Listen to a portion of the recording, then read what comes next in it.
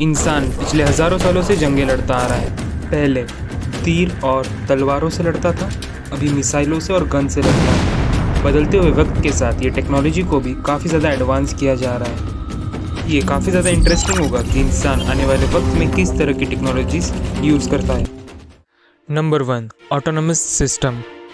जब भी सोल्जर्स किसी पराए देश में मिशंस के लिए निकलते हैं तो उनकी जान पर एक बहुत बड़ा खतरा होता है, पर इस सिस्टम की वजह से सोल्जर्स अपने आसपास के खतरे को पहले ही भांप लेते हैं। और इस सिस्टम की सबसे बेहतरीन बात यह है कि ये एक AI कंट्रोल्ड सिस्टम है। ये एक तरह का ड्रोन सिस्टम है जो कि दुश्मन के इलाके में जाकर आने वाली मुसीबतों के बारे में पहले ही आगाह कर देता है, जिस वजह से मिलिट्री कमांडर्स बेटर डिसीजंस ले पाते हैं। अगला है मिलिट्री रोबोटिक्स।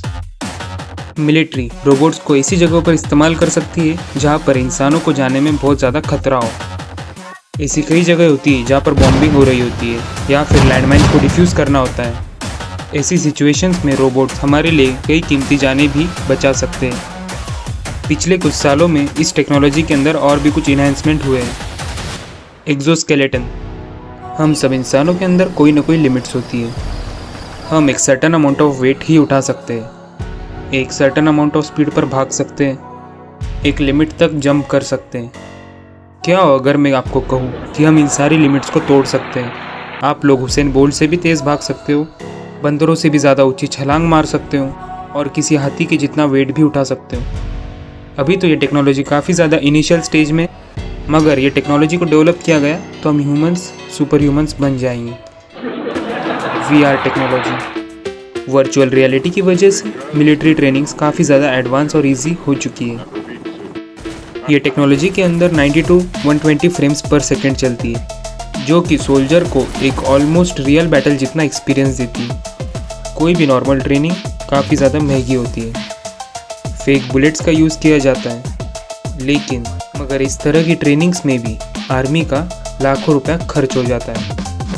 ये वर्चुअल रियलिटी की टेक्नोलॉजी में सिर्फ वन टाइम इन्वेस्टमेंट होता है। उसके बाद सोल्जर्स कितनी ही बार ट्रेनिंग कर सकते हैं। ना रियल बुलेट्स यूज़ की जाती है, जो कि एक लॉन्ग रन में कॉस्ट एफिशिएंट टेक्निक भी साबित हो सकती है। और साथ ही में ट्रेडिशनल मेथड्स के मुकाबले ये ज़्यादा बेहतर सिनेरियोज भी क्रिएट कर सकती है।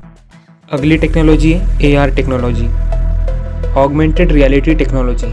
इस टेक्नोलॉजी के अंदर भी ग्लासेस का इस्तेमाल किया जाता है, लेकिन इस ग्लासेस के अंदर दिखने वाली चीज़ें कोई फेक सिनेरियो नहीं होता। ये होती है ऑगमेंटेड रियलिटी। इन मिशंस के दौरान एक हमेशा डर लगा होता है कि सोल्जर अपने बटालियन से अलग ना हो जाए, मगर इन AR ग्लासेस की मदद से सोल्जर्स को एक पूरे एरिया का मैप मिल जाता है। ये AR ग्लासेस ड्रोन्स डिटेक्ट कर लेते हैं और साथ ही में इंसान भी डिटेक्ट कर लेते हैं, जिस वजह से सोल्जर्स बैटलफील्ड में बेटर डिसीजन ले पाते हैं। Target recognition. किसी भी एरिया में सबसे ज़्यादा मुश्किल काम होता है किसी भी टारगेट को रिकग्नाइज करना और फिर उसे डिस्ट्रॉय करना।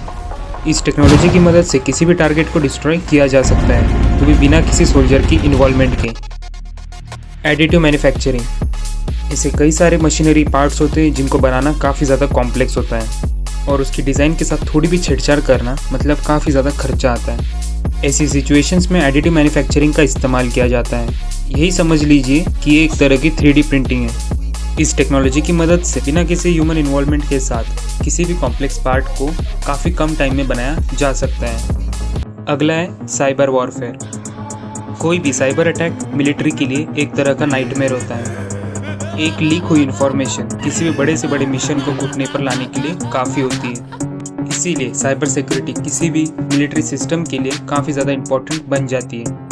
हर साल हैकिंग की वजह से कई सारे स्कैम्स होते हैं, लेकिन अगर ये स्कैम्स मिलिट्री के साथ हुए तो ये किसी भी देश के लिए एक बहुत बड़ी चिंता का विषय बन सकता है। इसीलिए कई सारी साइबर टेक्नोलॉजीज़ को इंट्रोड्यूस किया जा रहा है। अगर आपको हमारी वीडियो अच्छी लगी हो तो लाइक, शेयर एंड सब्सक्राइब।